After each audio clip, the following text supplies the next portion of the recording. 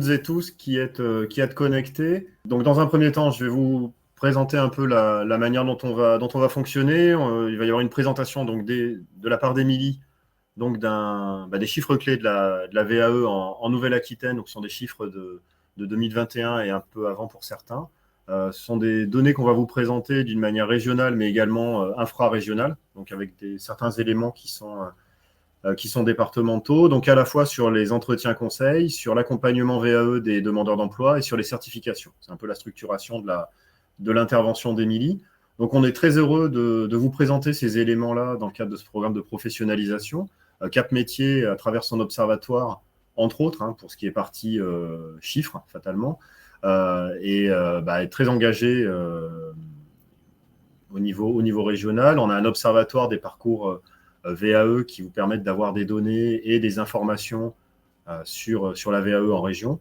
Donc on a aussi également d'autres observatoires, si vous le souhaitez les consulter, sur l'alternance, sur le handicap, sur l'orientation, sur la formation sanitaire et sociale, sur le parcours des demandeurs d'emploi. Bref, on conduit plusieurs types d'observatoires. Et donc également, on a produit un document en octobre dernier dans le cadre des 20 ans de la VAE. Donc c'est un document qui permettait de retracer un peu l'évolution de ce dispositif-là au gré des lois, mais également des impulsions régionales et État sur ce dispositif. Voilà, l'introduction étant faite, donc moi je vais me présenter aussi, ce sera pas mal. Donc je suis Fabien Dussir, je suis en charge de l'Observatoire régional emploi formation, donc à Cap Métier. Et donc je vais laisser la parole à Émilie qui va vous présenter plus spécifiquement ces éléments-là. Merci Fabien.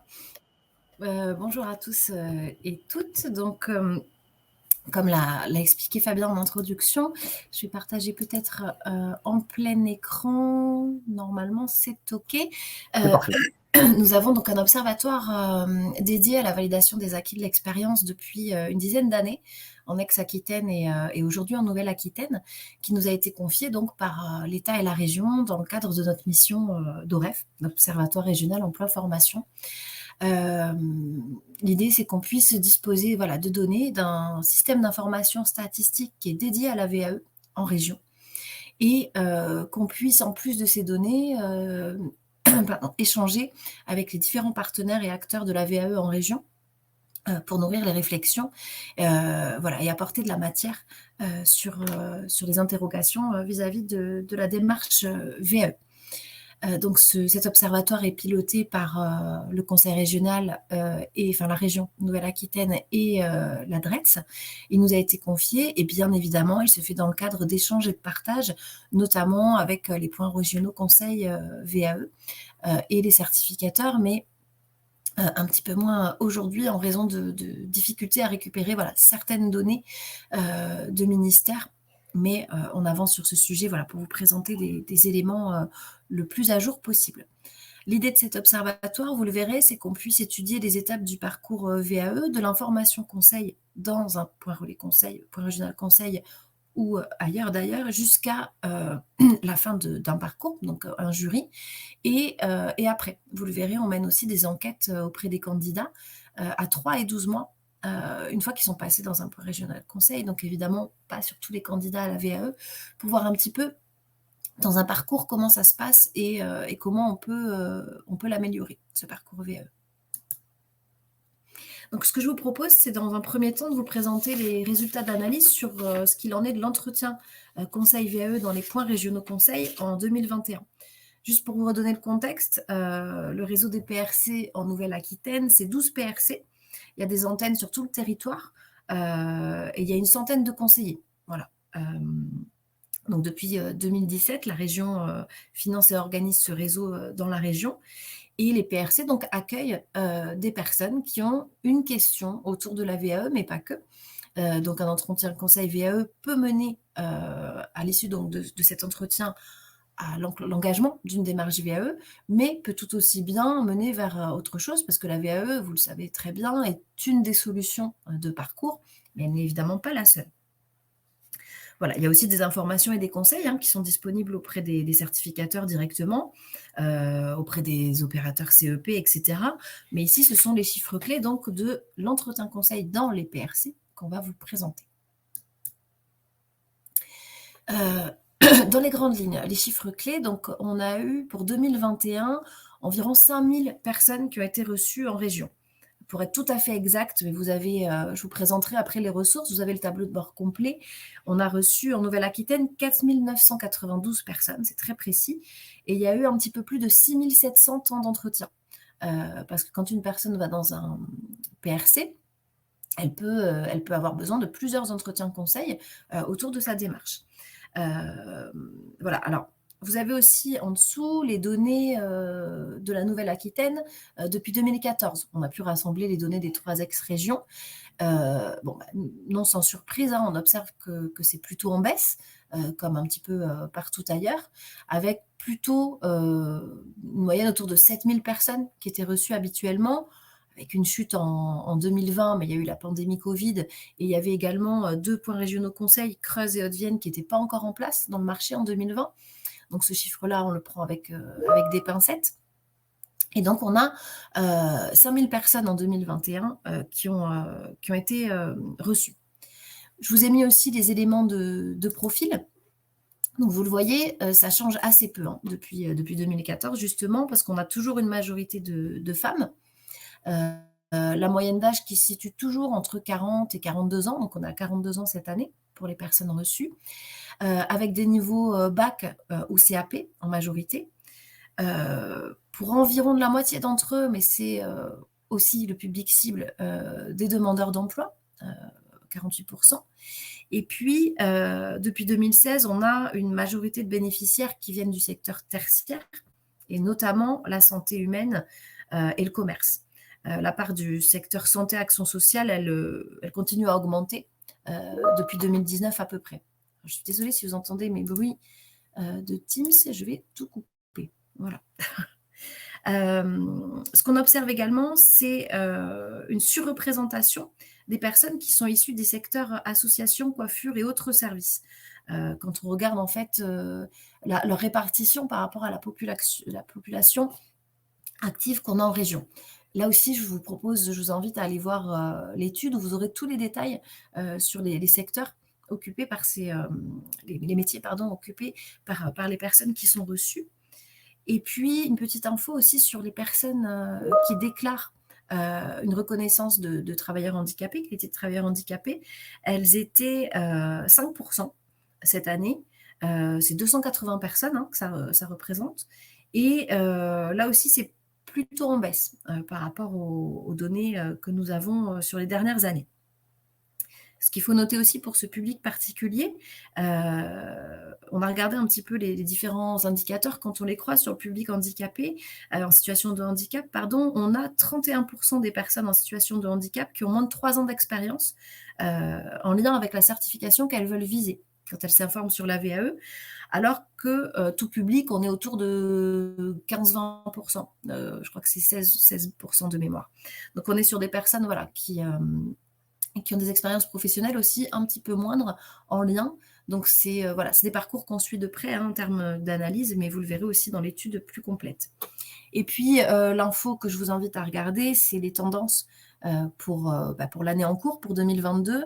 Les données qu'on avait mis dans le tableau de bord étaient sur le premier semestre. Sans surprise, ça continue pour le deuxième semestre 2021, même si nous sommes encore qu'au mois de novembre. On a une forte chute des infos VAE, des entretiens conseils. C'est 33% de personnes informées en moins pour 2022 et 26% de moins de conseils individualisés. Voilà, donc cette chute-là se poursuit. Un fléchissement de la demande qui continue, et ça dans tous les départements. C'est vrai partout. Alors, on en a parlé un petit peu le jour des 20 ans pour ceux qui étaient présents sur les raisons un peu de cette baisse, les hypothèses que vous avez sur le terrain. Il y a eu pas mal de pistes de réflexion évoquées,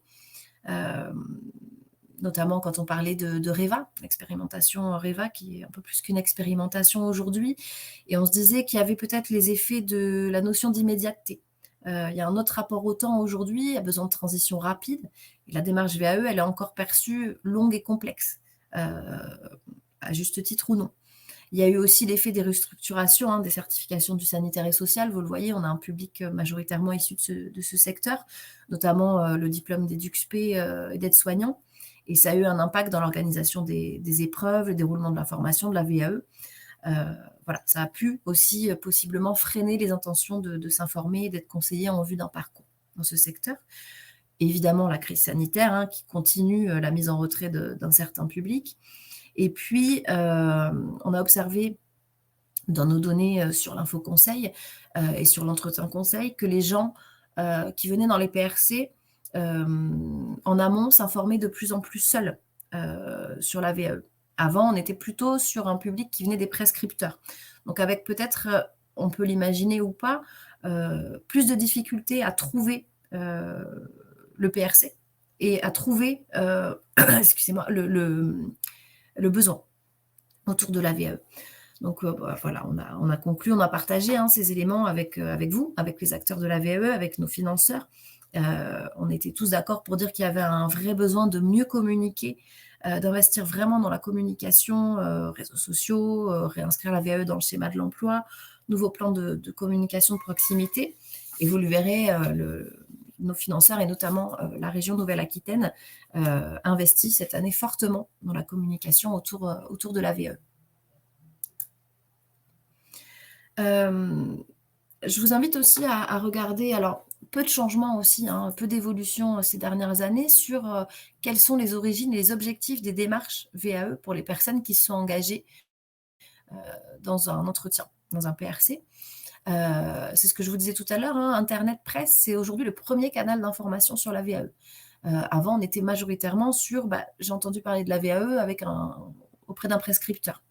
On voit en plus qu'on a une majorité, une grosse moitié de demandeurs d'emploi. C'est moins vrai, et surtout dans certains départements, je pense à la Dordogne, la Gironde et le Lot-et-Garonne, où on a plus de 70% des personnes qui arrivent dans un PRC qui ont eu l'information, leur premier canal d'information, c'est tout seul, via notamment Internet. Donc vous avez le détail aussi des différents niveaux d'information dans la publication globale. 31% des gens qui arrivent dans un PRC inscrivent leur démarche dans l'objectif d'une recherche d'emploi et 21% autour de la promotion professionnelle. Bon, là aussi, c'est en grande partie lié au statut des personnes qui sont reçues dans les PRC. Voilà. Et on a toujours une différence de genre aussi avec des hommes qui expriment pour, je crois que c'est 25% d'entre eux, une recherche de promotion professionnelle, alors qu'on a plutôt des femmes autour d'un objectif de recherche d'emploi ou de changement d'emploi-réorientation. Sur les niveaux visés, on a une moitié qui vise des certifications de niveau inférieur ou égaux au bac, et on a un peu plus de 1300 certifications différentes qui ont été visées pendant un entretien. Juste pour information, quand une personne vient se renseigner à ce niveau-là, avec un conseiller point régional conseil sur la VAE, elle est au début de sa démarche et elle peut viser, quand on est visé, c'est avoir comme objectif d'engager une démarche VAE elle fait 3 hypothèses de certification avec son conseiller. On le verra dans les chiffres après, elles sont souvent très proches, mais il y a souvent plusieurs certifications qui peuvent correspondre à leur profil. Et on avait donc pour 2021 autour de 1385 certifications différentes visées par la VAE, par les personnes qui étaient reçues, et un petit peu plus de 10% hors région, mais c'est notamment pour des diplômes universitaires. Là aussi, pas de nouvelles infos pour ceux qui nous suivent habituellement, mais ça continue. Les personnes ne cherchent pas uniquement à faire progresser leur niveau de formation. C'est-à-dire que quand on regarde leur niveau de formation détenu, par exemple un niveau CAP, et le niveau qu'elles visent par une certification VAE, on n'est pas forcément que sur une progression. On peut aussi être sur un niveau équivalent, dans leur propre domaine d'activité, voire pour 14% d'entre eux, ciblent des certifications de niveau inférieur à leur niveau actuel. Voilà. On l'a vu tout à l'heure, c'est aussi lié, on recherche un emploi ou on veut se réorienter, voilà. On prend le parcours qui nous correspond le mieux et on n'est pas forcément comme dans peut-être une notion de formation plus classique sur l'augmentation du niveau de formation. Alors là, je vous laisse regarder en commentant rapidement. Je vous ai mis le top 10 des certifications qui étaient les plus visées dans un conseil VAE. Je vous ai dit tout à l'heure, hein, il y avait jusqu'à 3 hypothèses de certification qui étaient complétées à ce moment-là de la démarche. Donc, en fait, on les a cumulées et on a regardé le top 10. Pour vous donner une idée, ça change assez peu les dernières années. Ce qui est intéressant, c'est de voir que ces 10 certifications-là, notamment, vous le voyez majoritairement autour du sanitaire social et du commerce, hein, de la formation, donc on est sur du tertiaire, ça représente 25% de toutes les certifications visées. Donc c'est assez énorme, hein, en termes de volume. Et c'était les mêmes en 2019 et en 2020. L'ordre sur à partir du top 5 qui peut un petit peu varier. Il n'y a pas de surprise parce que c'est des certifications sur des métiers ou des secteurs qui recrutent, à court terme notamment, moyen terme. Et pour certains, où il y a peu d'attractivité, et donc ça peut être stratégique et valorisant de faire reconnaître ses compétences. Je vous ai mis aussi un top 5 par genre, hommes-femmes, parce qu'on voit quand même qu'on a, je vous l'ai dit tout à l'heure, hein, près de 70% des personnes reçues sur cette démarche qui sont des femmes, et on voit que les diplômes visés varient en fonction du genre. On est sur du sanitaire et social pour les femmes, hein, sur notre top 5, et on voit que le commerce reste quand même important pour les hommes. Je vous rappelle qu'on est sur une démarche de VAE, donc pas de surprise non plus, parce qu'on est sur un métier qu'on a occupé, et on est sur des métiers qui sont encore genrés. L'issue de l'entretien conseil. On regarde aussi dans les statistiques, donc vous vous rappelez de la démarche, je vais auprès du PRC, je fais un ou plusieurs entretiens conseil parce que j'aimerais faire une démarche VAE. À l'issue de ces entretiens, ou de cet entretien, on observe qu'il y a 6 personnes sur 10 qui souhaitent confirmer leur démarche. Alors, ce n'est pas forcément qu'ils enclenchent et que tout de suite, ils vont déposer leur livret A, mais c'est qu'à l'issue de cet entretien, ils se disent « ouais, la VAE, c'est pour moi, je me lance ». Donc, pour les autres, 4 sur 10, hein, c'est d'autres choses. Ils partent peut-être sur une autre réponse, notamment un bilan de compétences, une formation ou autre. Ensuite, ces personnes qui ont été reçues, elles ne sont pas lâchées dans la nature, notamment parce que le point régional conseil a aussi pour mission de faire du suivi de candidats, parce qu'on sait bien que le suivi a un impact important sur la poursuite d'un parcours. Donc, il le suit à 3 et à 12 mois. Et à d'autres moments, évidemment, s'il y a des demandes, mais ils ont la possibilité, en tout cas, on a un logiciel qui nous interroge les personnes qui ont été reçues pour une démarche VAE et qui ont souhaité confirmer leur démarche à 3 et 12 mois. Et donc, je sais que ce chiffre, pour les 20 ans, il y avait eu des questions, donc je vais le réexpliquer. À 3 mois, à 3 mois, on a une enquête, c'est-à-dire que je suis rentrée le 1er janvier pour un entretien conseil. Fin mars, je vais recevoir une enquête par mail, à laquelle je vais répondre ou non. Si je ne réponds pas, mon conseiller peut m'appeler, faire le point d'étape avec moi. Et on a 64% des personnes donc, qui avaient été reçues 3 mois avant, c'est une enquête au fil de l'eau, qui avaient poursuivi leur démarche VAE.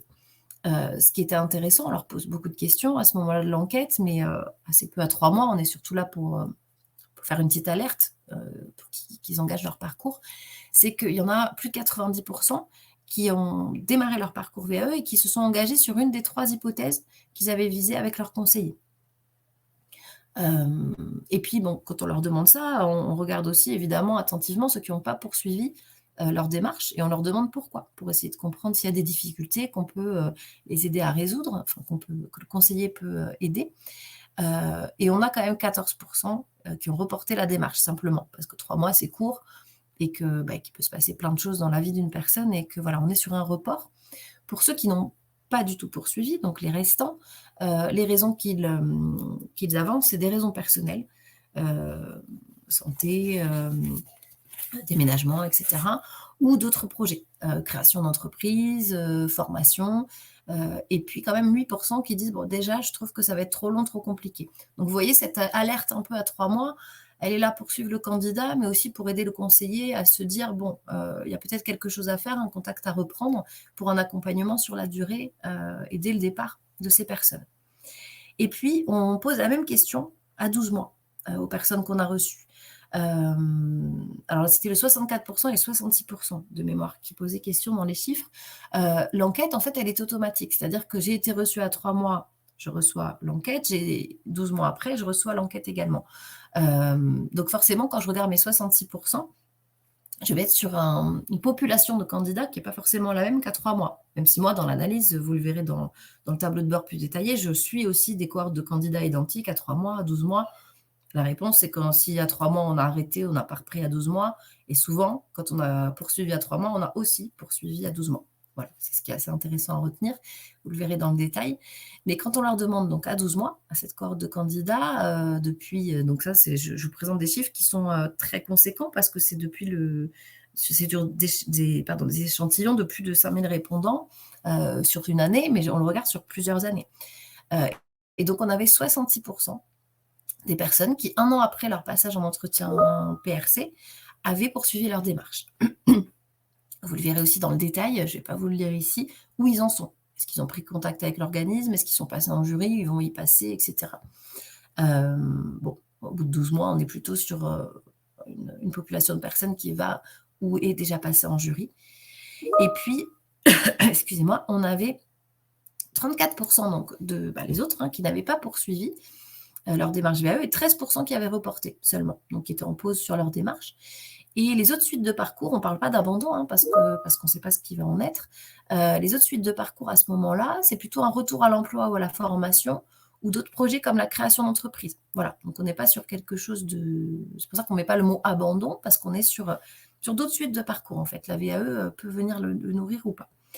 Et on a aussi à noter des effets sur cet arrêt de parcours, des effets de genre, d'âge, de situation professionnelle et de secteur d'activité.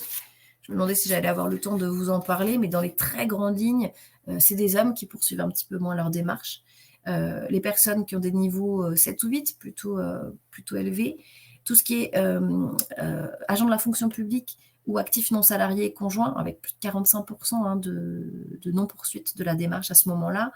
Et des personnes, on a des arrêts de démarche, souvent en plus des arrêts sur c'est compliqué ou autres projets, sur des personnes qui sont issues des secteurs construction, BTP, transport et dans les activités de service. Voilà, là aussi, je vous invite à regarder l'étude qui est très détaillée à ce niveau-là. On tenait aussi à vous présenter des éléments, même si ça concerne que 380 répondants aujourd'hui, sur les gens qu'on a interrogés et qui étaient déjà passés en jury au moment de l'enquête. Je refais un petit peu le fil. En fait, on suit donc des cohortes de candidats, tous nos candidats d'ailleurs, et on les interroge en fait sur l'impact de la VAE. Et on a des éléments qui, je trouve, sont intéressants, mais vont rester à creuser au fil des réponses. On leur a posé la question sur quel résultat de jury avez-vous eu et selon le résultat de jury que vous aviez eu, qu'est-ce que vous avez obtenu, par exemple? Voilà, c'est une des questions. On avait donc environ 300 personnes qui avaient eu une validation totale à ce moment-là de l'enquête. Et pour ce que ça leur a apporté, on est sur une reconnaissance de leur niveau de compétence à 31% et une satisfaction personnelle. Vous le voyez, le reste, on est sur j'ai pu trouver un emploi, conserver un emploi, et pour 4,5%, ça n'a eu aucun impact. Excusez-moi. En cas de validation partielle, donc là, attention, c'est 50 personnes, on a demandé aussi aux personnes ce qu'elles avaient fait par la suite. Donc, on en a un peu plus de la moitié d'entre elles qui ont effectué une formation complémentaire à l'issue de ce résultat. Mais ce qui est intéressant, je trouve, pour lever peut-être des hypothèses, en tout cas que moi j'avais à l'époque en tête, c'est que sur les 54 personnes qu'on a interrogées, attention, un petit échantillon, 51 d'entre elles nous ont dit mon objectif, c'était pas la validation partielle. Au départ, c'était d'avoir le diplôme ou le titre dans la totalité. Alors, c'est peut-être une hypothèse que je me faisais moi, mais c'est vrai qu'on disait que la validation partielle, ça peut être une stratégie aussi dans un parcours. Quand on parle ensuite d'accompagnement, je pense que c'est important d'avoir en tête que pour certaines personnes, ça peut être aussi un échec, entre gros guillemets, que d'avoir une validation partielle. Donc, l'accompagnement se fera peut-être différemment. Voilà, on leur demande un peu plus les modules qu'elles ont validés et surtout si elles ont obtenu ou pas des préconisations claires pour la suite de leur parcours. Il y en a 37 sur 54 qui nous disent oui. Et les autres, elles n'ont eu soit aucune préconisation ou pas suffisamment claire. On est sur du déclaratif, donc en tout cas, on est sur des personnes qui nous disent bon, je ne sais pas trop quoi faire par la suite. Et puis, alors là aussi, attention, 26 personnes, c'est très peu, mais à creuser, on a 26 personnes qui n'ont pas eu de validation en VAE qui nous ont répondu lors de cette enquête. Et on leur demandait ce qu'elles faisaient. 6 d'entre elles vont recommencer intégralement la démarche. On sent qu'elles voilà, veulent refaire la même chose, la VAE, sur la même certification. Donc voilà, attention aussi pour l'accompagnement, c'est intéressant. Et 6 qui ne savent pas encore quoi faire. Mais surtout, 15 sur 26 qui nous disent « Moi, j'ai reçu aucune préconisation, je sais juste que j'ai eu un refus de validation. » Voilà, donc c'est à nouveau, mais c'est important de le répéter, je pense, l'importance dans le parcours d'un accompagnement. Et puis, vous dire aussi qu'on mène une enquête, une consultation des bénéficiaires qui passent dans un régional conseil pour mesurer la satisfaction des usagers et voir ce qui fonctionne, ce qui ne fonctionne pas, dans le but de l'améliorer à la demande de la région. On a toujours eu des résultats très positifs avec ces consultations. On les fait depuis 2019 et on regarde d'une année à l'autre voilà, comment ça évolue. Donc, vous voyez, les gens sont toujours très contents. 92% des usagers qui sont satisfaits du service offert, 55% très satisfaits. Voilà, là aussi, vous aurez le détail dans l'étude, point par point. On a fait une évaluation sur, par exemple, est-ce que la prise d'un rendez-vous, c'est facile, l'accessibilité, le contenu de l'entretien, ce qui va pas, etc. Globalement, ce qu'on voit, c'est qu'on a des personnes satisfaites et c'est même plutôt en évolution. Vous voyez, par rapport à l'enquête 2020, on a gagné encore un point de satisfaction. Voilà.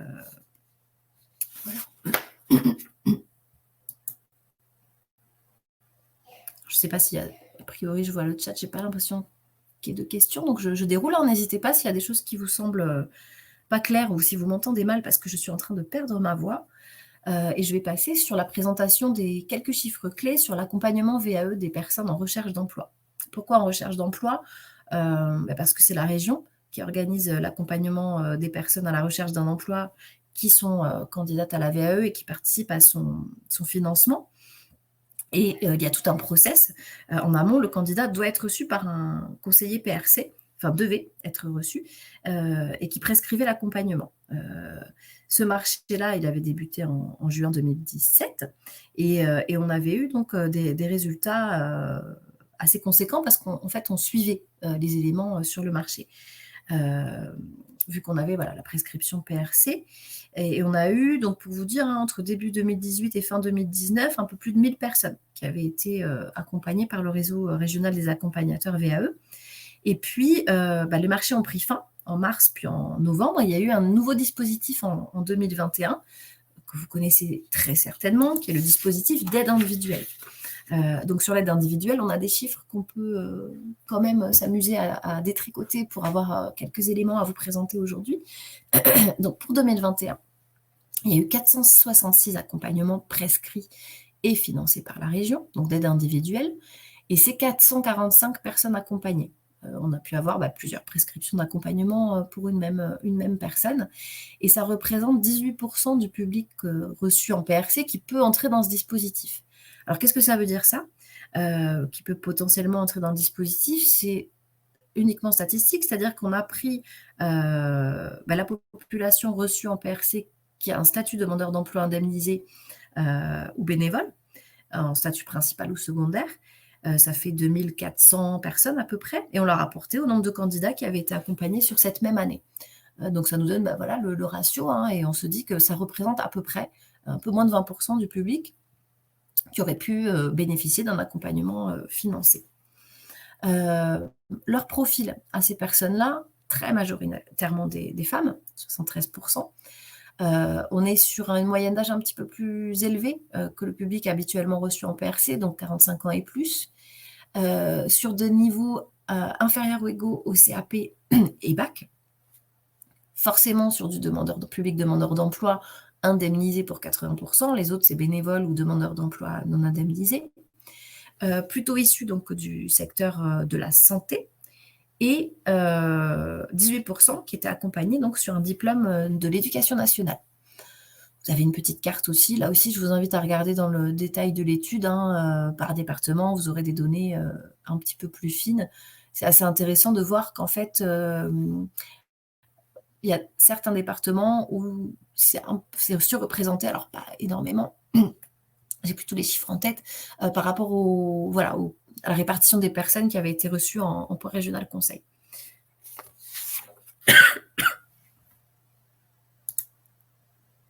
Alors, l'objectif de ces personnes accompagnées, là aussi, on leur demande, on a une enquête qui nous permet de regarder, enfin un logiciel, réseau VAE, pardon, sur l'origine des démarches d'accompagnement. Sans surprise, c'est les prescripteurs, Pôle emploi, mission locale, Cap emploi, pour ces personnes accompagnées. Mais en même temps, on est sur un public majoritairement demandeur d'emploi indemnisé.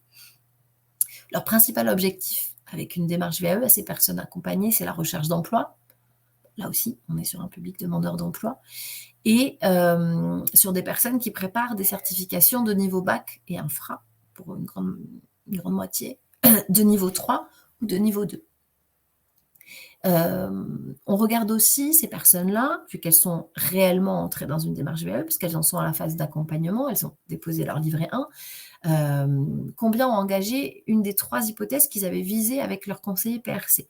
Vous voyez qu'il y en a 80% qui ont engagé une de ces 3 hypothèses. Et pour les autres, la très grande majorité d'ailleurs, c'est dans la même spécialité de formation. Voilà, c'est pas forcément la certification, mais vous connaissez très bien ce process. Ça peut être retravaillé au moment du dépôt du livret 1 avec le certificateur. On a dégrossi et puis on affine au fur et à mesure de son parcours. Les 5 certifications préparées par ces candidats, là aussi très proche du top 10 que je vous ai présenté tout à l'heure, avec le DE aide-soignant, le CAP accompagnant éducatif petite enfance, celui donc sur l'accompagnement éducatif et social pour la vie en structure collective, le DE d'EduxP et de moniteur éducateur. Là aussi, vous avez les détails en pourcent et je crois qu'on a un top 10 dans l'étude. Sur la certification et les parcours, donc vous allez le voir en fait sur, excusez-moi, sur les éléments qu'on va vous présenter. On est sur des données 2019 parce que malheureusement, c'est beaucoup plus compliqué chez certains ministères et organismes, et vous le savez bien, de récupérer de la donnée qui nous permet de travailler sur les parcours. Mais on va y arriver.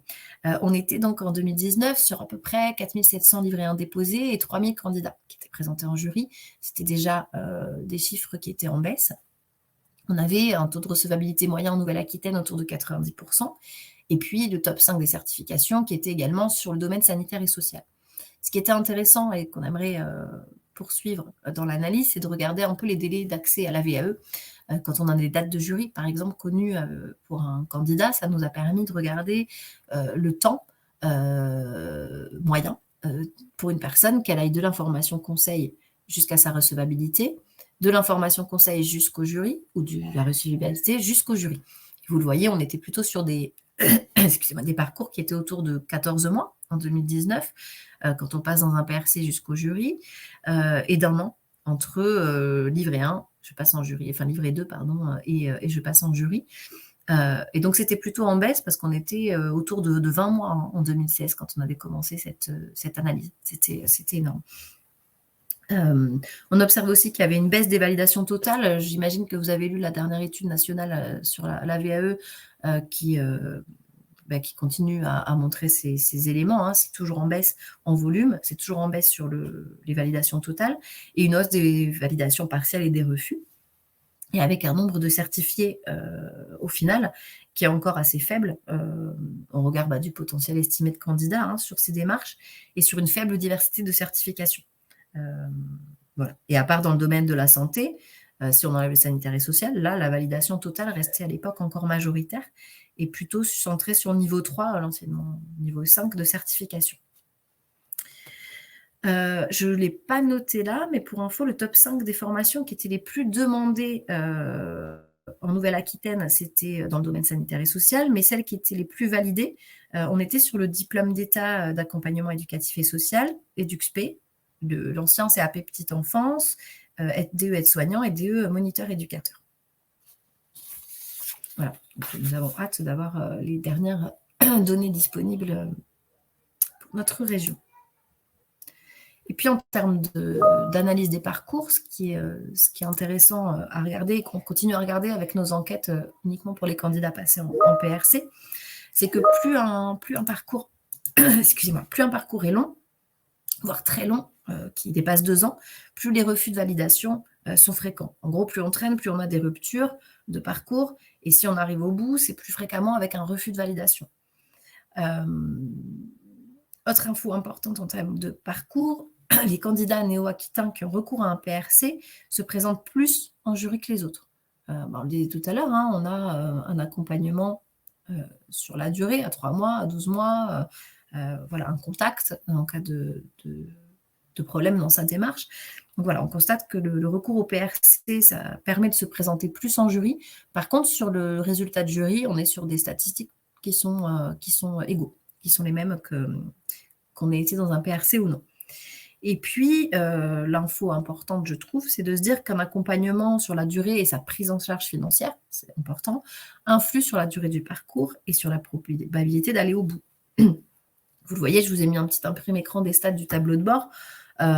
Si je compare l'ensemble des personnes qui ont été reçues en PRC, donc les candidats uniquement demandeurs d'emploi, bien sûr, je prends le même public pour avoir quelque chose de cohérent, qui ont été accompagnés et qui n'ont pas été accompagnés, on voit très vite que quand on est accompagné, on poursuit beaucoup plus fréquemment sa démarche, et que ce soit à 3 mois et à 12 mois. On a des différences quand même qui sont énormes. À 3 mois, si je suis accompagnée, il n'y en a que 3% qui lâchent au bout de 3 mois. Alors que c'est plus de la moitié quand on n'est pas accompagné. Donc ce chiffre-là, il est extrêmement intéressant.